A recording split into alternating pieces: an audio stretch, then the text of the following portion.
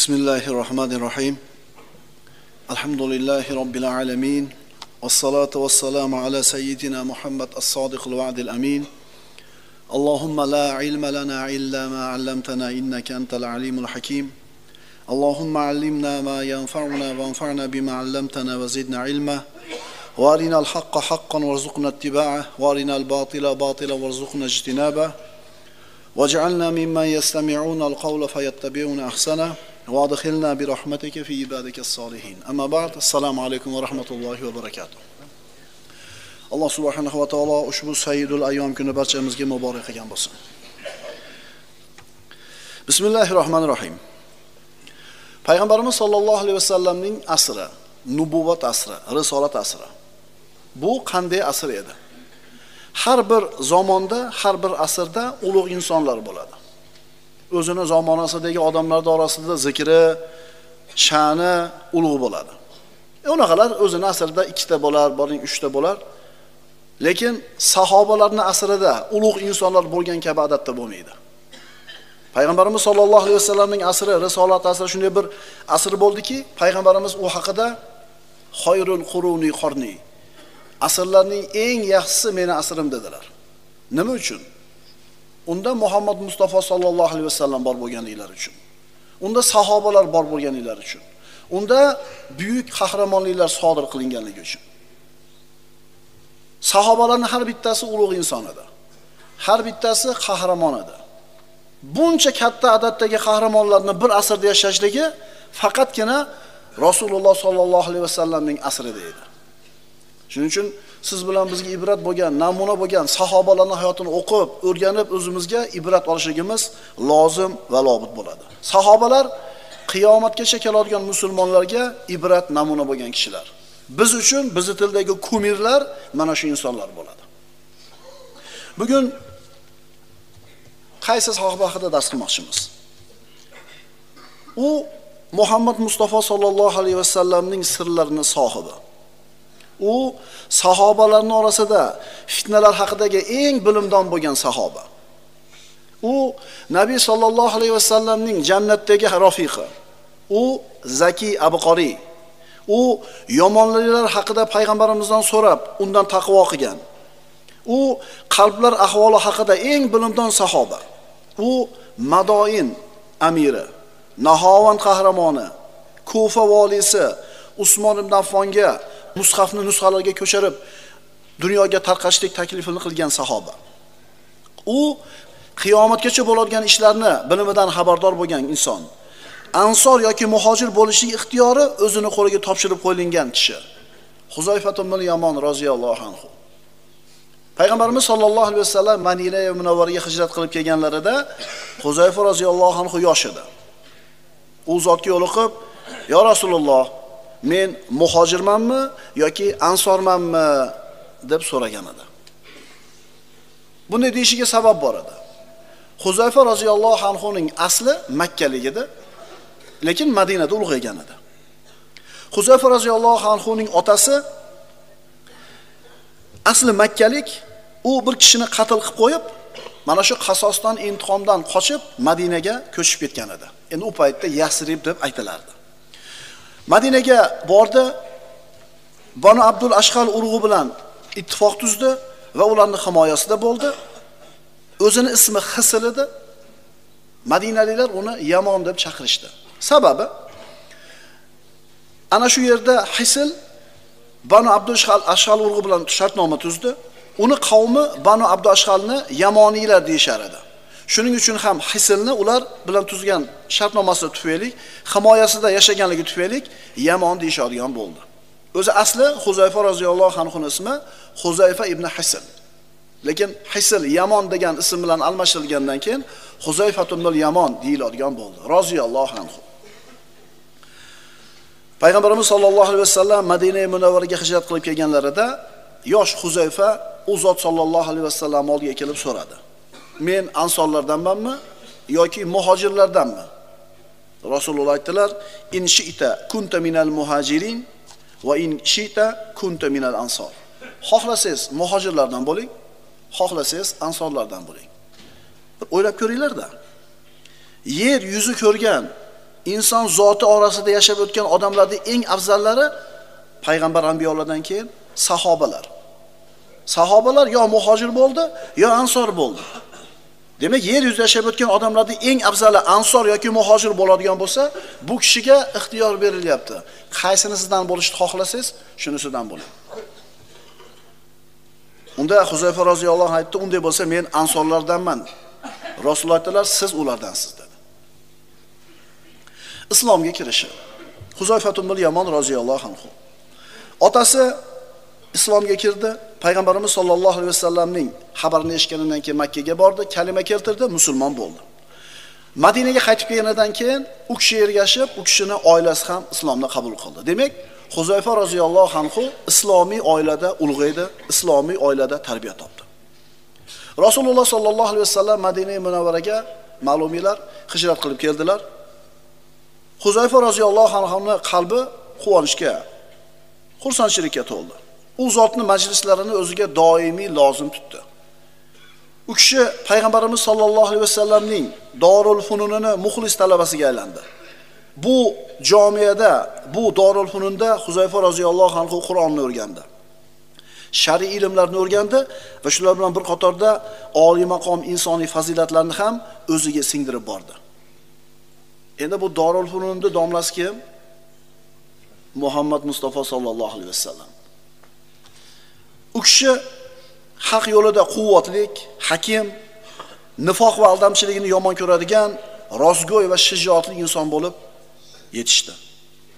Payg'ambarimiz sollallohu alayhi vasallam muhojir va ansorlarni birodar tutib turganlarida Huzayfa roziyallohu anhuni Ammor ibn Yosir bilan birodar tutib turib qo'ydi. Demak, tutingan birodari Ammor ibn Yosir roziyallohu anhu bo'ldi.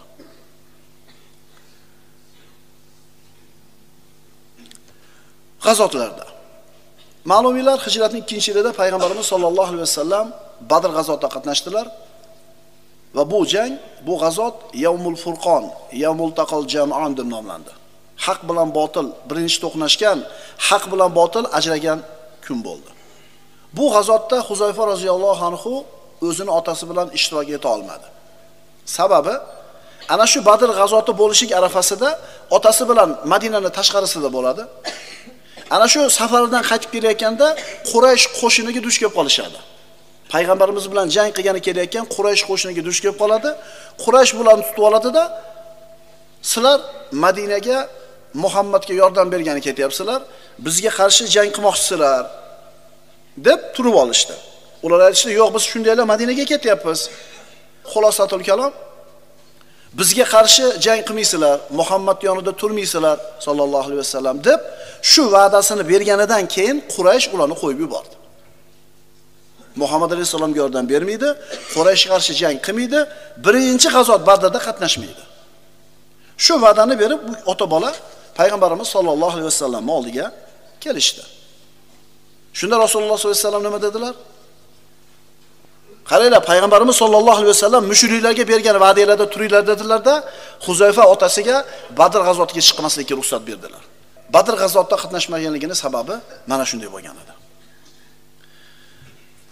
Payg'ambarimiz sollallohu alayhi vasallam ma'lumiylar Uhud g'azotida mana qatnashdilar va jangni avvali musulmonlarni g'alabasi bilan davom etgan bo'lsa, oxirida musulmonlar payg'ambarimizning so'ziga itoatsizlik qilganligi uchun g'alaba mag'lubiyatga aylandi.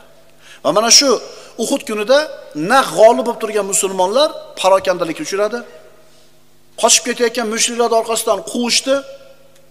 Musulmonlarning orqa tomonidan himoya qilib turish kerak bo'lgan 50 ta kamonchi aytilgan joydan tushib ketdi va mana shuni poylab turgan mushriklarni otliq qo'shini Xolid ibn Valid boshchiligi deydi. Musulmonlarning orqa tomonidan keldi, zarba berdi, musulmonlarga qochib ketayotgan mushriklar ham qaytishdi, musulmonlar ikki tomondan zarba o'rtasida qolishdi.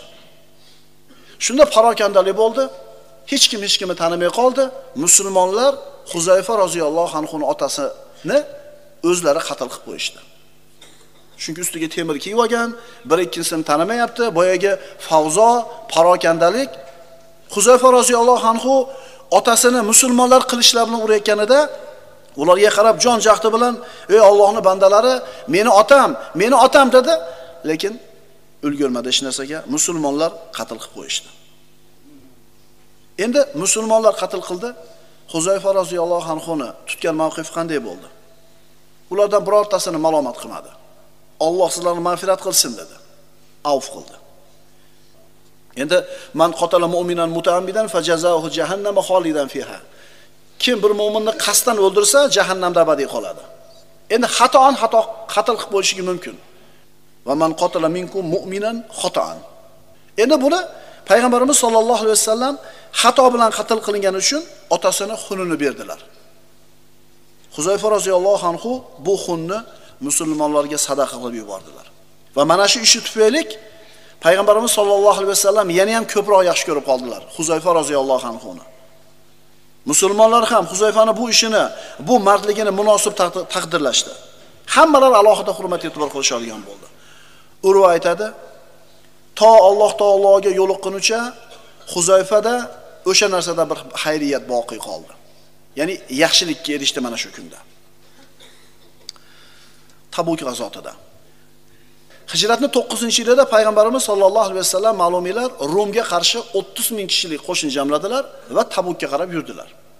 Siyrat darslarida aytib o'tganmiz, jang bo'lmadi, Rasululloh qaytib keldilar. Yo'lda qaytib kelayotganlarida Rasululloh sollallohu alayhi vasallam qo'shinini bir ko'zdan kechirishlik maqsadida bir balandlikka ko'tarishligini xohladilar ulovida, o'zi bilan Huzayfa ibn Yamon roziyallohu anhu va Ammor ibn Yosir roziyallohu anhu. Ikkalasi bor, hech kim orqamizdan erchib chiqmasin dedilar. Va mana shu balandlikka ko'tarib turdi, qo'shin o'tyapti, Rasululloh kuzatib turibdilar. Shunda Banu Tamimdan bo'lgan munofiqlar Rasulullohni bor yo'g'i 2 dona sahobasi bilan turganligini ko'rishdida, bir-biriga aytishdiki, Muhammadni sollallohu alayhi vasallam bunday holda qaytib topa olmaysizlar. Ya'ni birinchi marta shunday turibdilar, Rasululloh 2 donali odam bor yonida. Kelinglar, uni oldiga ko'tarilamiz, balandlikdan pastga qulatib yuboramiz, pastga qilib o'ladi deyishdi. Yuzlarini to'sishdi, Banu Tamimdan bo'lgan munofiqlar 14 kishi. Va Rasululloh turgan tepalikka qarab chiqib kelishdi, boshlashdi. Rasulullohni qatl qilishlik niyatida. Huzayfa roziyallohu anhu aytadi, Rasulullohga qarasam, u zotning yuzida bir g'azab alomatlari ko'rinib turibdi. Burilib qarasam, pastdan chiqib kelayotgan Banu Tamimiylarni ko'rgan ekan. Rasululloh sollallohu alayhi vasallam. Ularni meni orqamdan chiqmanglar degan buyrug'ini buzganligi uchun g'azabi kelyaptimikin Rasulullohni dedimda, qo'limdagi kichkinagina nayzam bilan ular tomonga qarab yurdim. Ya'ni qaytarishlik uchun.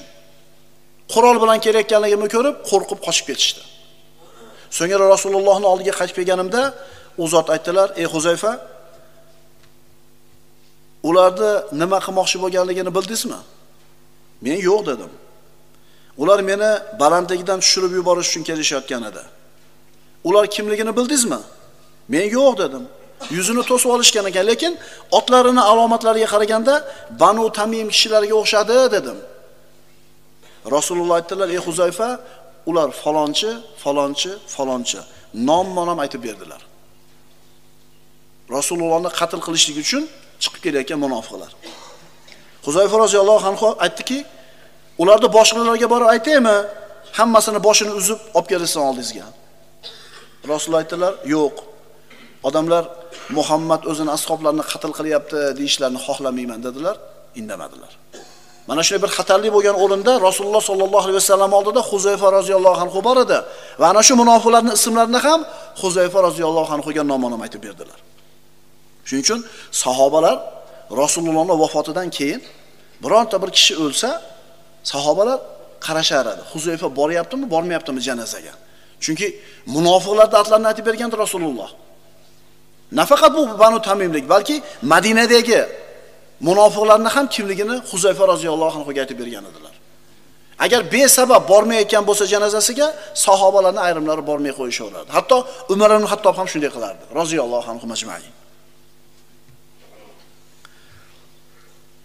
Modomiki sizga Huzayfa so'zlasa, uni tasdiqlang dedilar Rasululloh sollallohu alayhi vasallam.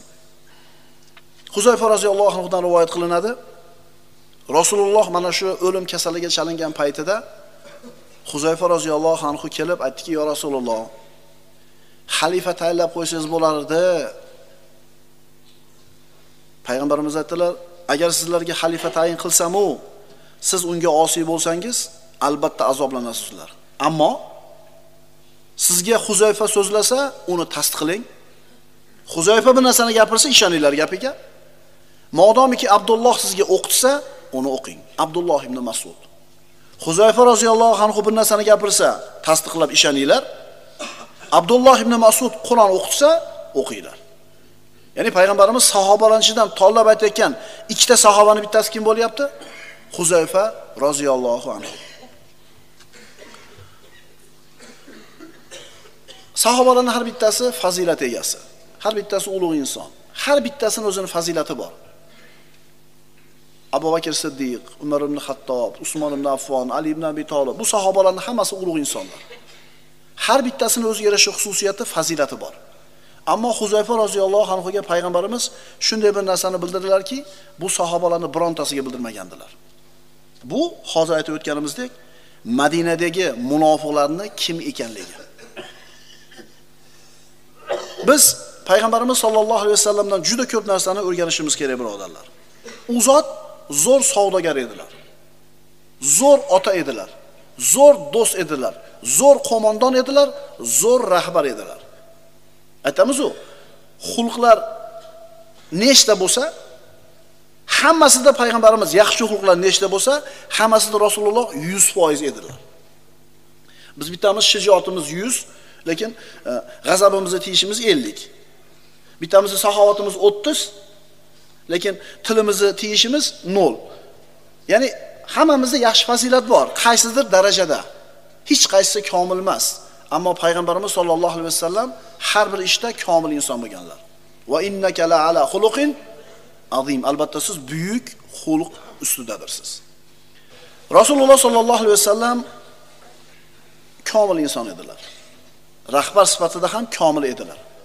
O'zini qo'l ostidagi sahobalarning har bittasini qobiliyati, imkoniyati, toqati, iqtidorini bilardilar va har bittasini o'ziga mos bo'lgan ishga qo'yardilar. Bir kuni payg'ambarimiz sollallohu alayhi vasallam bir ishni bir sahobasiga tayinlamoqchi bo'ldilar-da, bir qator ko'zdan kechirdilar.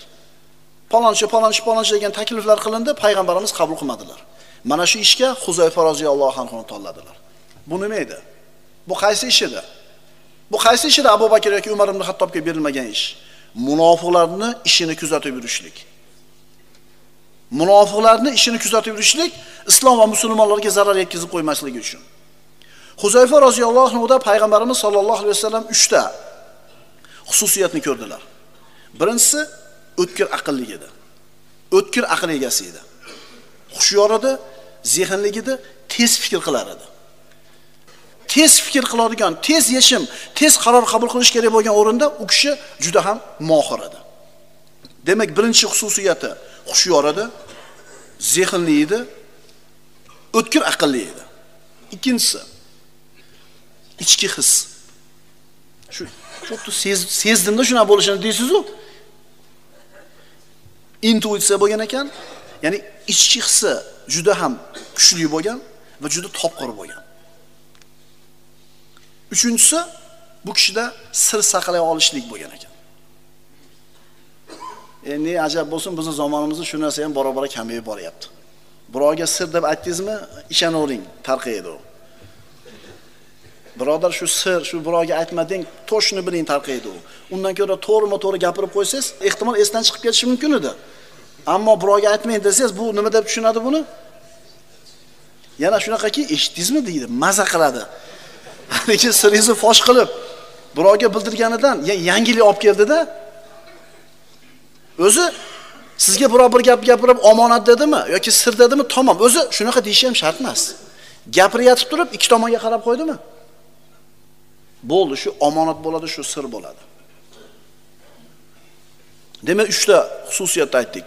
Birinchisi o'tkir zehnlik edi, o'tkir aqllik edi, tez fikr qilar edi. Ikkinchisi ichki hissi juda kuchli edi. Uchinchisi sir saqlay olar edi. Hamma holida yonidagi do'stlarini sir saqlovchi bo'lishini. Hamma holida yonidagi odamlar sir saqlovchi bo'lishini. Lekin siz ham o'zingiz ham shunaqamisiz? Bilasizmi? Min husni islamil mar'i tarkuhu ma la yanihi deganlar Rasululloh.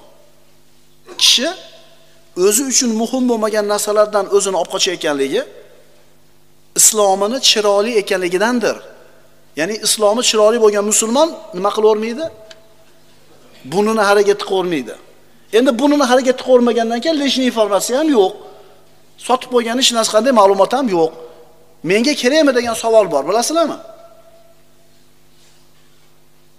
Payg'ambarimiz sollallohu alayhi vasallam Madina-i Munavvaraga hijrat qilib kelganlaridan keyin Madina ahli u zotni juda ham chiroyli kutib oldilar.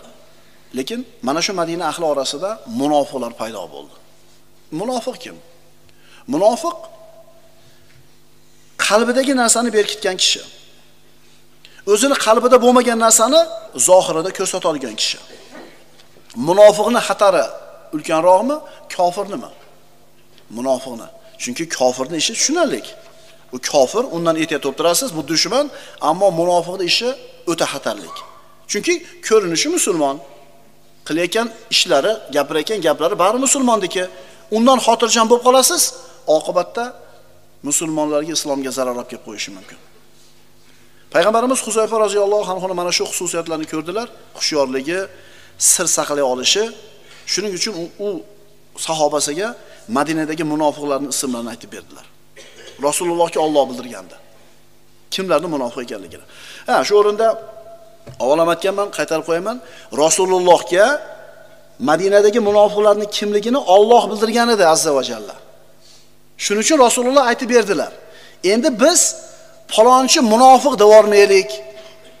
Chunki bizga Alloh bildirgani yo'q uni munofiqligini. Nifoq qalb kasali. Qalb kasalini birov bilmaydi. Biz aytaylikki, Payg'ambarimiz sollallohu alayhi vasallam aytganlar, munofiqning alomati 4 ta, falonchi. Qaysilar edi? Yolg'on gapiradi, va'daga vafo qilmaydi, omonatga xiyonat qiladi, idza xosama fajara. Agar urushib qolsa, birov bilan ochiq dushmanlik o'tadi. Biz aytaylik, shu odamda munofiqlikning bitta belgisi bor deylik, va'dasiga vafo qilmaydi. Lekin munofiqda hukm qilmaylik, jon akalar, ukalar. Chunki nifoq qalb kasal, uni faqat Alloh biladi. Rasulullohga Alloh bildirgani uchun Rasululloh Huzayfa roziyallohu anhuga aytdilar. Huzayfa roziyallohu anhu Rasululloh sollallohu alayhi vasallamning sirlarining sohibi edi. Bu manzilat kimga berilgan faqat? Huzayfa roziyallohu anhuga. Bilasizlarmi? Hatto Umar ibn al-Xattob roziyallohu anhudek zot o'zini munofiqmi, munofiq emasligi haqida o'ylanib qayg'urganlar. Umar odil, Rasulullohning duosini sharofati, islomga quvvat bo'lgan ikkinchi xalifa, zarbul masal bo'lgan, dunyoga adolatni, nurni tarqatgan, tirikligida Rasulullohdan jannatga ekanligini bir necha marta eshitgan. Rasululloh men va Abu Bakr mana shunday jannatga kiramiz deb ikkala sahobasining qo'lini ushlab bir necha marta ko'rsatgan. Umar ibn Xattob o'zini munofiqmi, munofiq emasligi haqida qayg'urar ekan. Ana shu xavotiri sababli kunlarda birida Umar ibn Xattob xalifa bo'lib turgan paytida so'radi. Ey Huzayfa, Allohning ismini o'rtaga qo'yib so'rayman. Meni ismimni munofiqlar qatorida eshitganmisan? Ya'ni Rasululloh munofiqlarda aytayotganda meni ham aytganmidi? Umar ibn Xattob ham qilyapti, birodarlar. Huzayfa roziyallohu anhu xalifaning savolidan xijolat bo'lib, "Yo'q, vallohi, siz bizning oramizdagi eng karim kishisiz. Lekin sizdan keyin hech kimni oqlamayman" dedilar. Ya'ni sizga aytdim, qaytib aytmayman birovga. Chunki keyingi odam kelib turib Allohga qasam men bormidim desa, unga ham aytish kerak. Shuning uchun to'xtatib qo'ydiki, sizdan boshqasiga bu narsani aytmayman dedi. Rasululloh munofiqlarning atini aytib, Huzayfa roziyallohu anhuga birovga aytmaysiz ham degandilar. Shuning uchun sirni saqladilar.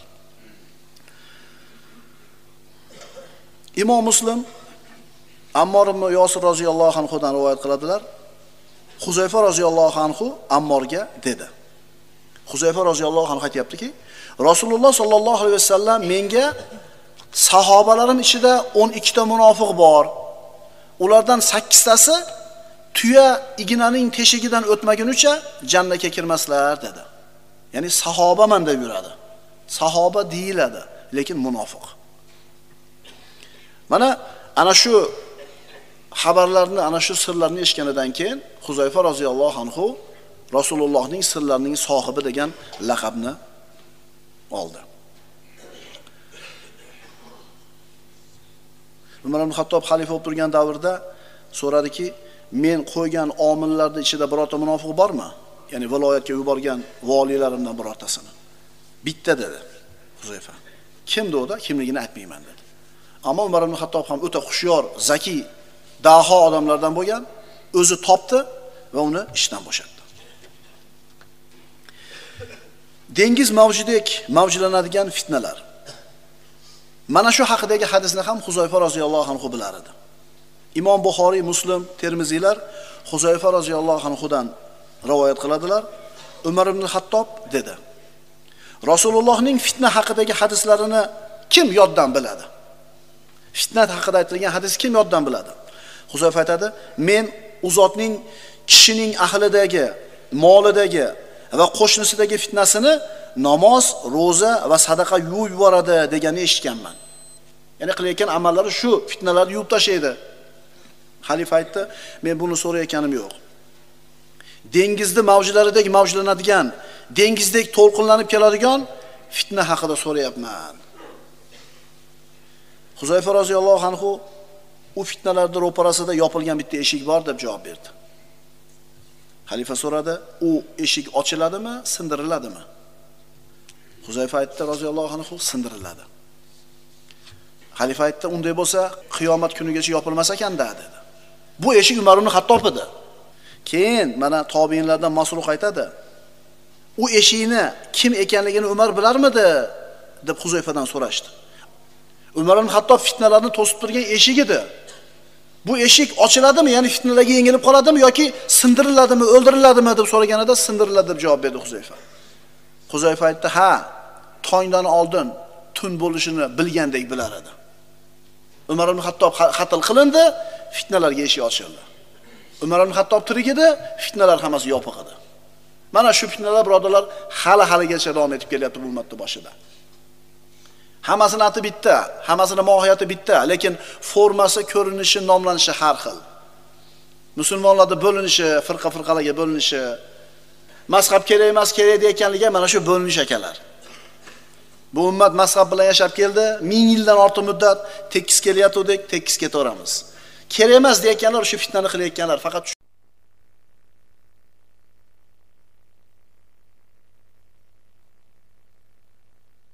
Bismillahirrahmanirrahim. Alhamdulillahi robbil alamin. Wassalatu wassalamu ala sayyidina Muhammad as-sadiqil wa'dil amin. Allahumma la ilma lana illa ma 'allamtana innaka antal alimul hakim. Allahumma 'allimna ma yanfa'una wanfa'na bima 'allamtana wa zidna ilma. Allahumma ij'alna mimman yastami'una al-qawla fayattabi'una ahsana wa adkhilna bi rahmatika fi 'ibadika as-salihin. Amma ba'd. Assalomu alaykum va rahmatullohi va barakatuh. Alloh azza va jalla ushbu sayyidul ayyom kuni barchamizga barakatli qilgan bo'lsin. Duolarimizni ijobat qilsin, gunohlarimizni mag'firat qilsin. O'tgan darsimizda Huzayfa ibn Yamon roziyallohu anhu haqida dars boshlagan edik. Bugun inshaalloh davom etkazgan bo'lamiz. Huzayfa ibn Yamoni Rasululloh sallallohu alayhi vasallamning sirlarining sohibi. Rasulullohning jannatdagi rafiqi. Sahobalar orasida fitnalar haqidagi eng bilimli kishi. Zaki, abqori. Yomonliklar haqida Rasulullohdan savol so'ragan, taqvo qilgan. Qalblarning ahvoli haqida xabardor bo'lgan, Madoin amiri, Nahovand qahramoni, Kufa valisi, Usmon ibn Affonga mushaflarni ko'chirib, amsorlarga tarqatishni taklif qilgan kishi, qiyomatgacha bo'ladigan fitnalar, voqealarning bilimdoni bo'lgan sahoba. Ansor yoki muhojir bo'lishlik o'zini ixtiyoriga topshirib qo'ygan kishi. Huzayfa ibn Yamon roziyallohu anhu. Xandaq kunida payg'ambarimiz sollallohu alayhi vasallam Huzayfa roziyallohu anhuga bir ajib bir buyruqni buyurdilar. Sirat darslaridan ma'lumki, Madina Munavvaraga Quraysh mushriklari 10,000 kishidan iborat qo'shin to'plab kelishdi. Hali Arab jazirasida bunchalik katta adatdagi qo'shin jamlanmagan edi. U davrdagi urushlar nima edi? Qabila o'rtasida bo'ladigan, bir-ikkinchisiga qiladigan hujumlar, talon-taroj hujumlari edi. Ammo juda ko'p qabilalarni bitta qo'shinga jamlanishligi shu kungacha bo'lmagan edi. Mana shu Xandaq g'azotiga sabab bo'lgan kishilar bu yahudlar edi. Musulmonlarni tak tomiri bilan yo'q qilishlik uchun arab qabilalarining mushriklarni payg'ambarimiz sollallohu alayhi vasallamga qarshi jamlab kelishiga asosiy sabab shular bo'ldi. 10 ming kishilik qo'shin keldi va Madinada payg'ambarimiz sollallohu alayhi vasallam zamonlarida musulmonlarning boshiga kelgan eng qiyin kun mana shu Xandaq kuni bo'ldi. Musulmon banda Robbisini sinovlardan o'tmasdan avval jannatga hargiz kirmaydi. Bizga yoqadimi, yo'qmi, sinov albatta kelishligi kerak. Bu haqida Robbimiz azza va jalla Qur'onda marhamat qiladi. Am hasibtum an tadkhulul jannata wa lamma ya'lamillahu allazina jahadu minkum wa ya'lamas sabirin.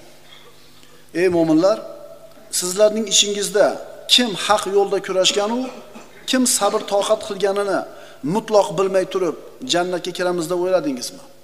Alif lam mim. Ahasiban nasu an yutraku an yaqulu amanna wa hum la yuftanun. Ankabut surasida Alloh taolo nima dedi?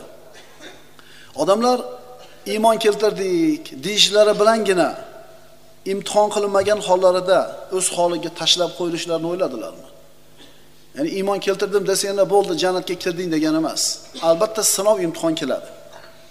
Chunki Alloh taolo aytadi: "Lan tanalul birra hatta tunfiqu mimma tuhibbun." O'zingiz yaxshi ko'rgan, suygan narsalaringizdan infoq ihson qilib bermaguningizcha hargiz yaxshilikka, jannatga yetmagaysiz. Ya'ni sinov keladi. Kishini iymonida qanchalik salobat, haybat bo'lsa, imtihon shunga yarasha keladi. Payg'ambarimiz sollallohu alayhi vasallamning sahobalari Allohga, Rasuliga bo'lgan muhabbati ulkan edi, chin edi. Ularning iymoni albatta quvvatlik iymon edi. Endi imtihonda ham shunga yarashasi keldi. Xandaq kuni. Musulmonlar, mushriklar bir tomonda xandaq qazib ulardan himoyalanib turishibdi. Ikkinchi tomonda Banu Qurayza yahudlari payg'ambarimiz sollallohu alayhi vasallam bilan tuzgan ahdlarni buzib xiyonat qilishdi. Mana endi musulmonlar ikki tarafdan xavotirda turishibdi. Bir tomonda 10 ming kishilik mushrik qo'shini Xandaq orqasida, ikkinchi tomonda Banu Qurayzani xiyonati. Ana shu qurshovda, xavotirda qolganlarida munofiqlar o'zlarini yuzlarini ko'rsatishdi. Iymoni zaf kishilar, munofiqlar bitta-bitta uzr so'rab ketishni boshlashdi. Payg'ambarimiz sollallohu alayhi vasallam sahoba ikromlarga Rum va Fors xazinalarini qo'lingizga o'lja qilib olasizlar deb va'da bergandilar. Mana shunday bir munofiqlar, iymoni zaif kishilar mana shu kunda o'zlarini ko'rsatishdi. Rum bilan Fors qayoqda-yu, biz qayoqdamiz? Ana shu munofiqlardan biri aytgan edi. Bizga bu Muhammad yolg'on va'da bergan ekan. Rum bilan Forsning xazinasi qayoqda-yu, biz qayoqda? Biz hojatimizga, ya'ni qazoi hojatga borib kelishlikka xotirjam bo'la olmayapmiz. Bizga mana shu narsalarni va'da bergan edi. Shu kunda mu'minlar qattiq imtihonga, mashaqqatga qoldilar. Hunalika butuliyal mu'minuna va zulzilu zilzalan shadida. Ana o'sha joyda mu'minlar yana bir bor imtihon qilindilar. Qattiq larzaga tushdilar. Payg'ambarimiz sollallohu alayhi vasallamning oldidagi sahobalar minal mu'minina rijalun. Alloh taolo aytadi, mu'minlar orasida o'zlari Allohga bergan ahd va paymonlariga sodiq kishilar bordir. Minglagan kishi Xandaqni qazishgan edi Rasululloh sollallohu alayhi vasallam yonida turib. Juda ko'pchilik Xandaqning oldida himoya qilib turgan edi Madinani. Endi Banu Qurayzaning orqadagi xiyonatini eshitganidan keyin bitta-bitta uzr aytib, bitta-bitta bahona aytib, Rasululloh sollallohu alayhi vasallam oldida bor yo'g'i 300 kishi qoldi.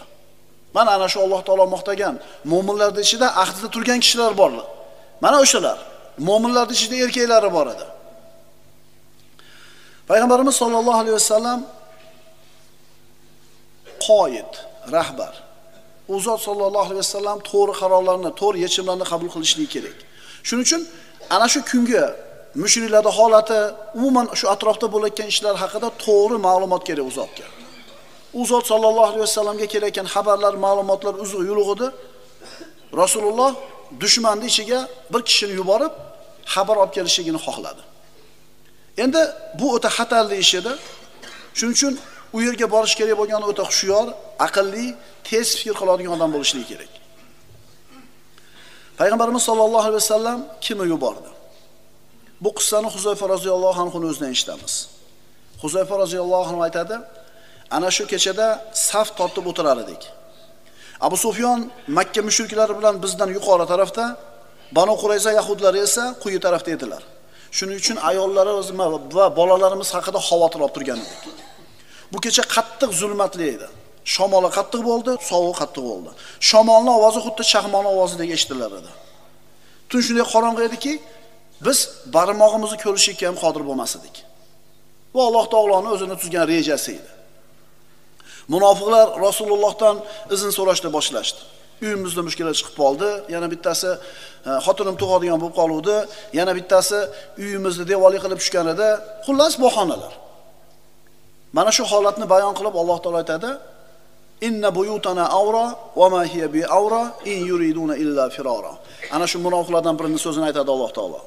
Uylarimiz ochiq sochiq qolgan edi deb payg'ambardan uzr so'rardilar. Holbuki ularning uylari ochiq sochiq emas, ular faqat jang maydonidan qochishligini istaydilar. Mana endi 300 kishi payg'ambarimiz bilan turibdi. Orqadan Banu Qurayzaning xavotiri, oldi tomonda 10 ming kishilik qo'shin. Huzayfa roziyallohu anhu aytadiki, faqir edik deydi. Juda ham kambag'al edik, qornimiz och edi. Nima ish bo'lishini bilmasdan turar edik. Shu payt Naim ibn Mas'udning qilgan ishidan keyin bir o'zgarishlik bo'lishligi kerak edi. Sirat darslardan bilasizlar, Naim ibn Mas'ud ana shu G'atafonlik bo'lgan mushrik iymonga kelib payg'ambarimiz sollallohu alayhi vasallamga kalima keltirib, islomni e'lon qiladi. Va mana shu G'atafon, Quraysh, Banu Qurayzaning o'rtasida hiyla yurgizadi, makr qiladi va ularning mana shu birligini yo'q qiladi. Naim ibn Mas'udning shu ishidan keyin bir o'zgarishlik bo'lishligi kerak edi. Rasululloh bir kishini yubormoqchi bo'ldilar. Rasululloh odamlarga qarab, mana shu o'tirgan 300 ta odamga qarab, "Man yarali xabaral qavm falahul jannah." Kim menga borib, ana o qavmda xabarni olib kelsa, u uchun jannat dedilar. Kim borib kelsa, jannat. Hech kim turmadi. Kim borib kelsa, kim tursa, borib sog' qaytib kelishiga men kafilman dedilar Rasululloh. Hech kim turmadi. Hech kim turmadi. Ikkinchi marta aytdilar Rasululloh: "Man yarali xabaral qavm falahul jannah." Kim borib xabar olib kelsa ana o qavmdan, u uchun jannat. Yana hech kim turmadi. Rasululloh sollallohu alayhi vasallam 3-marta ham shu savolni berganlarida hech kim turmadi. Shunda payg'ambarimiz sekin yurishni boshladilar. Rasululloh sollallohu alayhi vasallam yurib kelar ekanlar, oyog'i Huzayfaga tegib ketdi roziyallohu. Rasulullohning oyog'i mening oyog'imga tegib ketdi dedi. Kimsiz? Huzayfa manda turiyoningizdan dedi. Huzayfa roziyallohu aytadiki, "Vallohi faqirligimdan, kiygan kiyimim yo'qligidan ayolimning qotifasini, ko'ylagini kiyib olgan edim.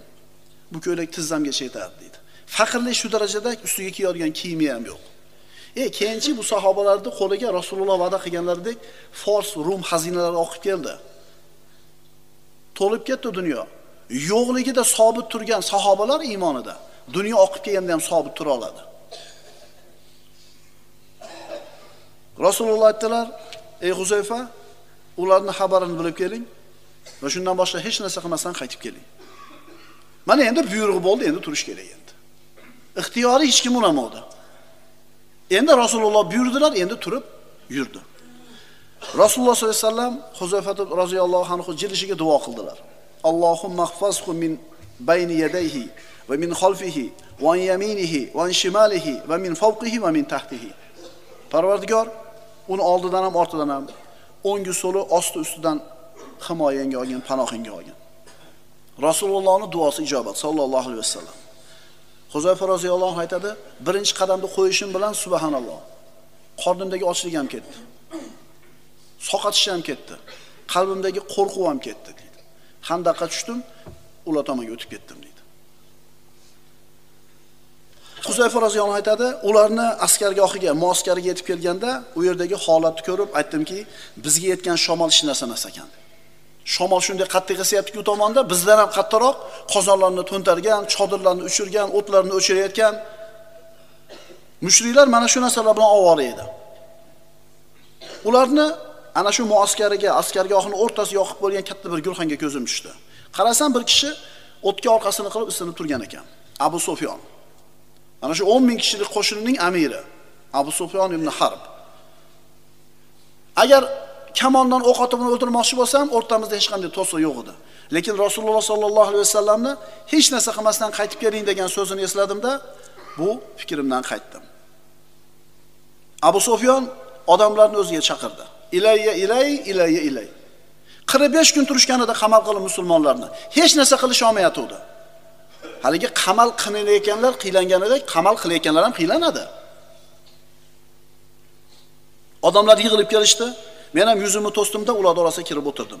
Atrofga zulmat cho'kkan. Abu Sufyon aytdi, hozir aytiladigan so'zni orqasida bir ish bor. Muhammadni sallallohu alayhi vasallam biror bir josusi bo'lishidan xavotirim bor. Har bitta o'tirgan odam yonidagi odamga qarab qo'ysin dedi. Mana juda bir xatarlik holat. Chunki agar hozir Huzayfa roziyallohu anhuga kimsan desa sir oshkor bo'lib qoladi. Mana shunday bir tang holatda Alloh taolo Huzayfa roziyallohu anhuga bir yechimni, ilhomni berdi. Huzayfa o'ng tomonda o'tirgan kishiga qarab, "Kimsan?" dedi. "Men falonchiman" dedi. Chop tomonga qarab, "Sen kimsan?" dedi. "Falonchiman" dedi. "Bo'pti, o'tiringlar" dedi. Bundan hech kim so'ramadi. Aytdiki, Rasululloh sallallohu alayhi vasallam jo'natayotganda kimni jo'natish kerakligini bilgandilar. Bu odam aytganmiz, o'tkir zehnli bo'lgan, tez fikr qiladigan bo'lgan. Demak, Huzayfa roziyallohu anhudan hech kim nima qilmadi, so'ramadi. Shunda Abu Sufyon shamolni gapirdi, sovuqni gapirdi, Banu Qurayzaning ishini gapirdi. Xullas so'zining oxirida ortiga qaytmoqchi ekanligini aytdi. 45 kun turib hech narsa qilisha olmadi. U hali gapini tugatmasdan turib, "Ar-Rohil, bo'ldi, qaytamiz" deydi. Xullas Huzayfa roziyallohu anhu xabarni bildida, qaytib musulmonlar tomonga qaytib keldi. Mana endi Huzayfa roziyallohu anhu hali qaytib kelmasdan turib, sovuq, qo'rquvni sezayotgani yo'q. Ammo Handaqdan chiqishiga bo'lgan narsa yana qaytdi. Rasulullohni so'raganida, u zot sallallohu alayhi vasallam chodirda namoz o'qiyotgan edilar. U zotga kelib xabarni aytdi, shu bilan Alloh taolo musulmonlarga boshda mana shunday bir xatarni, musibatni ko'tardi. Huzayfa roziyallohu anhu Rasululloh sallallohu alayhi vasallamdan yomonlik eshiklari haqida so'raydi. Sahobalar Rasulullohdan xayriyat, yaxshilik haqida savol so'rasa, Huzayfa buni teskarisini roziyallohu anhu yomonlik haqida so'rardi. Mana shu yomonlikka tushib qolishidan qo'rqqanligi uchun. Huzayfa roziyallohu anhu aytadi: "Ya Rasululloh, albatta biz jahiliyatda yomonlikda edik. Alloh azza va jalla bizga bu yaxshilikni berdi, islomni. Endi mana shu yaxshilikdan keyin yomonlik bo'ladimi?" Ha dedilar Rasululloh sallallohu alayhi vasallam. Men so'radim, "O'sha yomonlikdan keyin yaxshilik bormi?" Ha dedilar Rasululloh. "Na'am va fihi dahn." Ha, uni tutuni ham bor dedilar. "U nima tutun?" deb so'radim. Rasululloh aytdilar: "Yastannuna bi g'ayri sunnati va yahtaduna bi g'ayri hadi ta'rifu minhum wa tunkir." Hidoyatsiz va sunnatimsiz yo'l boshlaydigan qavm. Dindan, diyonatdan uzoq, Rasulullohning sunnatidan xabari yo'q, lekin boshliq. Yetelaydi, ilmsiz, odamlarga peshvolik qiladi. Rasululloh aytadilar, ulardan ba'zilarini yoqtirasan va ba'zi narsalarni inkor qilasan dedilar. Men o'sha yaxshilikdan keyin yomonlik bormi? Naam, du'atun ala abwabi jahannam, man ajabahum ilayha qadhafuhu fiha. Ha, jahannam eshigida turgan da'vatchilar. Ularga kim ijobat qilsa, uning ishiga uni oturlar. Men so'radim, "Ya Rasululloh, ularni bizga sifatlab bering." Rasululloh aytdilar, "Ular o'zimizning qavmdandir. O'zimizning tilimizda gapiradilar." Men so'radim, "O'sha narsa menga yetib kelsa men nima qilay? Ana shunday kunlarga, ana shunday odamlarga qolsam, o'sha narsa menga yetsa nima qilishimni amr qilasiz?" dedim. Rasululloh aytdilar, "Talzam jama'atal muslimin." Musulmonlar jamoasini o'zingga lozim tut. Musulmonlar jamoasini va ularning imomini o'zingga lozim tut. Men so'radim, agar ularning jamoati ham, imomi ham bo'lmasa-chi? Rasululloh aytdilar, "Ta'tazilu tilkal firaq kullaha. Walau anta azza ala asli shajaratin hatta yudrikakal mautu wa anta ala zalik." Bo'linishlar, guruhvozliklar, to'davozliklar, o'shal firqalarning barchasidan chetda bo'lib, uying ishini o'zingga lozim tut. Agar daraxtning tomirini tishlab bo'lsa ham, bu firqalardan chetda bo'l. Senga o'lim kelganida ham o'sha holda bo'lishga harakat qil dedilar. Ya'ni bunaqa fitna, guruhvozlik, firqavozlik ko'payganda, agar jamoat bo'lsa, jamoatni lozim tut. Imomini lozim tut. Bu shunaqa imomki, uni ilmiga guvohlik berilgan. Ilmli ekanligi tan olingan. Ishonchli odam. Mana shu odamni etagini ushla. Agar shunaqalar bo'lmasa, aralashma bu firqalarga. Daraxtni tomirini tishlab qoldi degani uzilib ol odamlardan. Payg'ambarimiz aytganlar Imom Buxoriydan keltirilgan hadisda. Shunday bir zamonlar keladiki, qo'ylarini yetaklab tog'i daralarga chiqib ketishlik kishini molini eng yaxshisiga aylanib qoladi. Eng yaxshi mol qaysi mol desa, qo'y bo'lib qoladi yoki mol bo'lib qoladi, sigir bo'lib qoladi, haydab chiqib ketishlik kerak odamlardan ajralib. Kullu hizbin bima ladayhim farihun deydi Alloh taolo. Har bitta to'da, har bitta jamoa o'zidagi bor narsa bilan quvonib yashayveradi. Faqat ularda haqiqat, faqat ular hadisni biladi, ular oyatni biladi.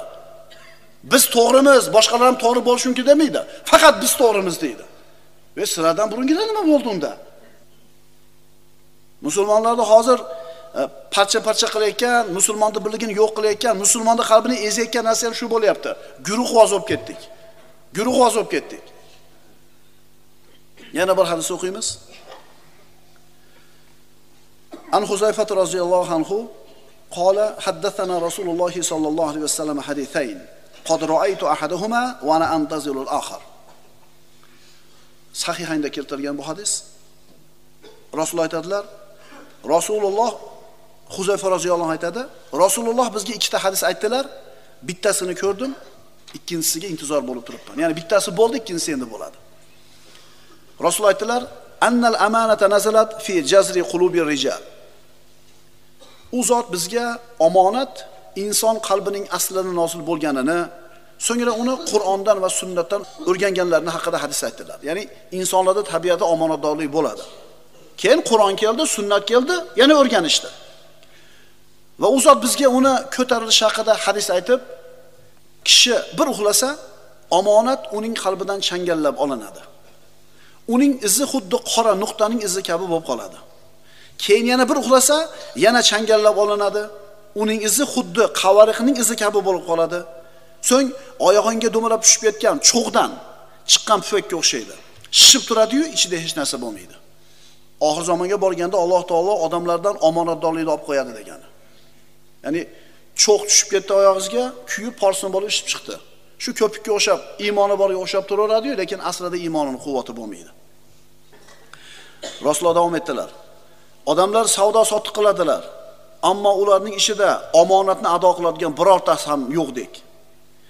Falon urug'da bitta omonatdor odam bor emish deyiladigan bo'lib qoladi. Oxir zamonga borganda bo'ladigan ishlardan. Bir kishi haqida qandoq ham aqlli kishi, qandoq ham zarif kishi, qandoq ham kuchli kishi, chidamli kishi deyiladi-yu, ammo uning achitqining urg'ichi ham iymoni bo'lmaydi. Shunday davrlar kelishigini Huzayfa roziyallohu anhuga payg'ambarimiz sollallohu alayhi vasallam aytibdilar. Huzayfa roziyallohu anhu mana shu kelajakda bo'ladigan ishlar, fitnalar haqida eng bilimdon sahoba edi. Mana shu hadisini payg'ambarimiz sollallohu alayhi vasallam bomdod namozini o'qidilar. Minbarga ko'tarilib peshin namozigacha bizga ana shu o'tmishda bo'lgan ishlar va kelajakda bo'ladigan ishlarning xabarini berdilar. So'ngra peshin vaqti bo'ldi, Rasululloh peshinni o'qidilar, qaytib minbarga ko'tarilib asr namozigacha yana gapirdilar. Asr namozi bo'ldi. Yana minbar namozini o'qib bo'lganlardan keyin asr namozini shom namozigacha xutba qildilar. A'lamuna ahfazuna dedi Huzayfa roziyallohu anhu. İçimizde ko'proq eslab qolganimiz, ko'proq bilimdonimiz bo'ldik deydi. Mana shu hadisni Abu Hurayra va Huzayfa ibn al-Yamani roziyallohu anhu eslab qolganlar haqida mana kitoblarimizda xabarlar bor. Kufa shahri. Kufa shahri islom tarixidagi eng ulkan shaharlardan, ilm o'choqlaridan bo'lgan. Bilasizlar, Imom Azam rahmatullohi alayhi qayerda bo'lgan? Kufalik. Mana shu Kufa shahrini asos solinishiga sababchi kishilardan bittasi Huzayfa roziyallohu anhu bo'ladi. Umar ibn Xattob roziyallohu anhu davrida Fors musulmonlarga bo'yinsundi. Madoinni Rasululloh sahobalar o'zlariga poytaxt qilib olishdi. Lekin mana shu Madoinda yashayotgan musulmonlarni ranglari sarg'ayib, hollari zaiflashayotganligini mulohaza qilgan xalifa Umar ibn Xattob Sa'd ibn Abi Waqqosga maktub yozdida Salmon Farsi bilan Huzayfa ibn al-Yamonni yer tollashlikka buyur. Quruqlikka ham yaqin, dengizga ham yaqin bo'lsin. Siz bilan biz oramizda suv ham ko'prik ham bo'lmasin. Shunaqa joyda tollasin. Ikkala sahoba chiqdi va hozirgi kundagi Kufa shahri qurilgan joyni ikkala sahoba tollashdi. Salmon Farsi va Huzayfa roziyallohu anhu Kufa shahrining joyini tanlab bergan sahobalardan. Madoin valisi. Umar ibn Xattob Madoinga Huzayfa roziyallohu anhuni vali qilib tayinladi. Xalifaning oldidan chiqib ketar ekan, eshagiga minib, o'ziga kerak bo'lgan narsalarni yuklab, Madoin qarab chiqib oldi. Madoin ahli endi Huzayfa ularga amir bo'lganligini eshitib, kelishligidan xabar topib kutib turishadigan bo'ldi. Endi ularda tasavvurida Huzayfa roziyallohu anhuning fazilatli qilgan ishlari ilm haqida eshitib, xuddi afsonalardagi bir qahramonni tasavvur qilishgan edi. Ular kutib turishar ekan, qarab turishdi, istarasiz siqqini bir odam bir eski to'qim tashlangan eshikda oyoqlarini osiltirib kelardi. Bitta qo'lidan non, ikkinchisida tuz. O'tib ketdi, parvo qilishmadi. Ozgina turishganidan keyin o'sha o'tib ketgan odam ularning yangi valisi Huzayfa roziyallohu anhu ekanligini tushunishdi. Kamtarlikni qaranglar. Bitta viloyatga, oblastga gubernator bo'lib boribdi, bitta eshikda ketaveryapti. Ya'ni qo'lida non. Rasululloh ularni mana shunday tarbiyalagandilar, sallallohu alayhi vasallam. Madonga yetib kelib, xalq bilan uchrashdi. Umar ibn Xattobni buyrug'ini o'qib berdi. Shunda ular aytishdi, bizdan xohlagan narsangizni so'rang. Huzayfa so'radi, vali. Men sizlardan modomiki sizlarning ichingizda turar ekanman, o'zimga yegani ovqat, eshagimga yem so'rayman dedi. Boshqa hech narsa so'ramadi o'ziga. U kishi sahobalarning ichida eng bilimli kishilardan edi. Shuning uchun odamlar doim u kishidan bir narsani eshitib o'rganishlikka oshiqishar edi. Ularga bu vali xitob qilib aytar edi. Fitna joylaridan saqlaninglar. Fitna joylaridan saqlaninglar. Ey Abu Abdulloh, fitna joylari nima deb so'rashar edi. Huzayfa roziyallohu anhu javob berardi, amirlarning eshiklari. Amirlarning eshiklari. Sizlardan biringiz amir yoki valining oldiga kirib, uni yolg'onini tasdiqlaydi va uning o'zida yo'q narsalar bilan madh qiladi dedilar. Toki yo'q narsalarni aytib maqtab yolg'onga sherik bo'lmaydi. Huzayfa roziyallohu anhu Usmon ibn Affonga Qur'ondan nusxalar ko'chirilib, turli viloyatlarga yuborishga kerak maslahatini bergan kishilardan edi. Vaqt o'tishi bilan islom davlati chegarasi kengaydi, ko'plab xalqlar musulmon bo'lishdi. Arab tilini bilmaganligidan ayrim xalqlar Qur'on tilovatida xatoga yo'l qo'yadigan bo'lishdi. Shunda mana shu Qur'on o'qishdagi turli kelishmovchiliklarda chiqa boshlaganini ko'rgan va mana shu tufayli fitna bo'lishini ko'ra olgan Huzayfa roziyallohu anhu xalifaning oldiga keldida, mana shu fitnani oldini olishga bir chora qilishni taklif qildi. Va xalifa Usmon roziyallohu anhu bir guruh sahobalarga buyurdi, ular Qur'ondan, mushafdan nusxalar ko'chirdi va turli viloyatlarga tarqatildi. Ya'ni mana shunday bir xayriyatli ishni qilishlikka taklif qilgan kishilardan bittasi kim ekan? Huzayfa roziyallohu anhu.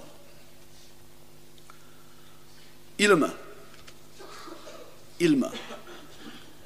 Imom Buxoriy va Nasoiydan keltiriladi. Huzayfa roziyallohu anhu bir namoz o'qiyotgan kishini ko'rdi-da, uni rukusi, sajdasi to'liq bo'lmayotganligini ko'rib, namoz o'qimading. Agar o'lsang, Alloh Muhammad alayhisalomni haq qilgan tabiatdan boshqa tabiatda o'lasan dedi. Rukuda, namozda sakinat bo'lmasligi. O'zi namozning ichidagi vojiblardan bittasi mana shu rukunlarni xotirjam bajarishlik. Hali tez namoz o'qigan ukalar eshitib qo'yinglar shu narsani. Rukuga bordingiz, rukuda turgandek xotirjam turing, potiramang. Qiyomga chiqdingiz, Samiyallohu liman hamida, tana qiyomga turganligiga rozi bo'lsin. Sajdaga bordingiz, qa'dada o'tirdingiz. Agar shunday qilmasdan potir-putir o'qiladigan bo'lsa, namozda bitta vojib tark bo'lgan bo'ladi. Agar qilmasangiz namozingiz namoz bo'laveradi, faqat gunohkor bo'lasiz vojib tark qilganingiz uchun. Huzayfa Madoinda edi, Buxoriydan. Ichimlik keltirishlarini so'radi. Qishloqning oqsoqoli kumush idishda suv keltirdi. Idishni oldida qaytarib otib oldi. Chunki bu kishiga bir marta kumush idishda olib kelganida qabul qilmadi, ikkinchi marta yana olib keldi. Shuning uchun otib oldi. So'ng aytdiki, men uni qaytarsam, yana shu idishda olib kelgani uchun uni uziyotga qarab otdim. Payg'ambarimiz aytganlar, tilla va kumush idishlardan ichmanglar, ipak va debojni kiymanglar, chunki o'shalar bu dunyoda ularga, oxiratda esa sizlarga deganlar dedi. Imom Buxoriydan Huzayfa roziyallohu anhu masjidga kirsa, bir kishi ruku sajdalarni batamom qilmasdan namoz o'qiyotgan ekan. Hali odam namozini tugatganidan keyin qanchadan beri shunaqa namoz o'qiysan deb so'radi. 40 yildan beri deb javob berdi bu kishi. Huzayfa aytdi, 40 yildan buyon namoz o'qimayapsan. Agar namozni shunday holda o'lsang, Muhammad alayhisalomning fitratidan boshqa fitratda o'lasan dedi. Va unga namoz o'qishni o'rgata boshladi. Namozni nima qilaylik? Sakinat bilan, viqor bilan, xotirjam bilan o'qiylik. Huzayfa roziyallohu anhuning vafot etishi. Nahovand yerlari birodarlar, mana shu ulug' sahobani qo'lida fath bo'ldi.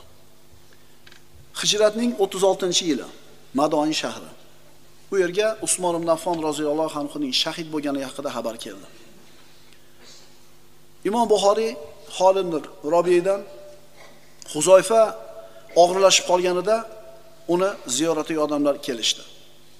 Tongga yaqin kirib kelishdi. Bas Huzayfa so'radi: "Hozir qaysi vaqt?" "Kechasi hozir, tongga yaqinmiz" dedi. Huzayfa aytdi roziyallohu anhu: "Olov sabohidan Allohdan panoh so'rayman. Meni kafanlaydigan bir narsa olib keldingizmi?" "Ha" dedik. Kafanlikka ortiqcha sarf qilmanglar. Chunki Allohning huzurida men uchun yaxshi narsa bo'lsa, undan yaxshi narsaga erishgan bo'laman. Agar boshqasi bo'lsa, mendan o'shilib olinadi dedi.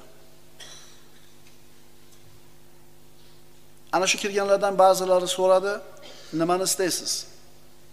"Jannatni istayman" dedi. "Nimadan shikoyatingiz bor?" "Gunohlarimdan shikoyatim bor." "Sizga tabib chaqiraylikmi?" deb so'rashdi. "Tabibni o'zi bemor qildi" dedi. Ya'ni o'limda dorisi bo'lmaydi. Nima kamchiligingiz bor? Nimadan shikoyat qilasiz desa, tomim qolib ketuvdi, yopilmagan. Punnamut qolib ketuvdi, chekda dokumentini qilmadim. Bizda-chi shunaqa. Dunyodan chiqib ketayotganda ham dunyo kallasida. Yoshi falon joyga borib qolsa ham yana shu chekladi problemasida. Masjidda 5 vaqt namozni doim kanda qilmasdan o'qishni o'rniga, tasbih tahlilni qilishni o'rniga bu kishini qaranglar nimalardan shikoyat qilyapti, gunohimdan deydi. Nimani istaysiz dedi? Jannatni istayman dedi. Ya'ni sizlardan hech qanday so'raydigan, oladigan hech narsam yo'q. U kishiga o'lim lahzalari kelganida nima dedi? Marhabo o'lim, xush kelding. Marhabo kambag'allikda kelgan Habibga. Kim nadomat qilsa, najot topmabdi. Ey Allohim, men dunyoni quduq qazish, daraxt ekish uchun suyganim yo'q. Men uni kechasi bedor bo'lish, issiqda chanqash, ko'p ruku va sajda qilish, Alloh azza va jallaning zikrini qilish va uni yo'lida jihad qilish va ulamolar huzurida tiz cho'kish uchun sevdim. Huzayfa roziyallohu anhu 36-hijriy sanada Usmon ibn Affonning shahid bo'lishidan 40 kun o'tib vafot etdi. Mana birodarlar, Huzayfa roziyallohu anhuning hayoti Alloh qodir qilganicha o'qigan bo'ldik. Mana necha yil yashadi. Huzayfa ibn Yamon yashagan muddat. Siz bilan biz ham bir muddat yashaymiz, o'tamiz.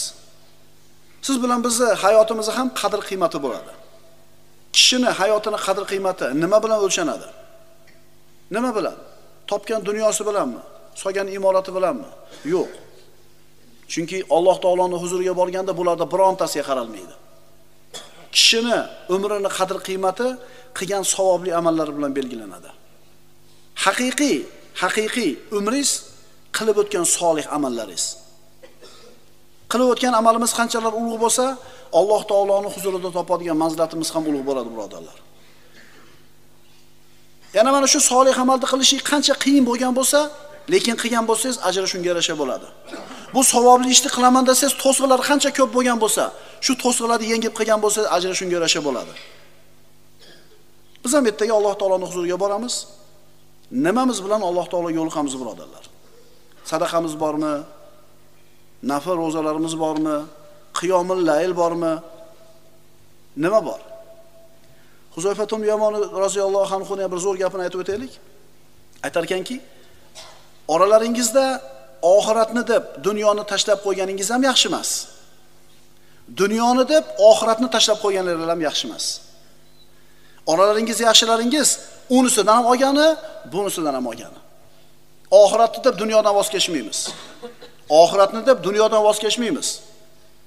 Endi dunyoni deb oxiratdan ham voz kechmaymiz. Alloh taolo Huzayfa roziyallohu anhudan rozi bo'lgan bo'lsin va siz bilan bizning amallarimiz oz bo'lsa ham, ularchalik amal qila olmasak ham, ularga bo'lgan muhabbatimiz tufayli Firdavsul A'loda Rasulullohning suhbatida birga bo'lishni hammamizga nasib etgan bo'lsin. Aqulu qawli hada va astagfirullah.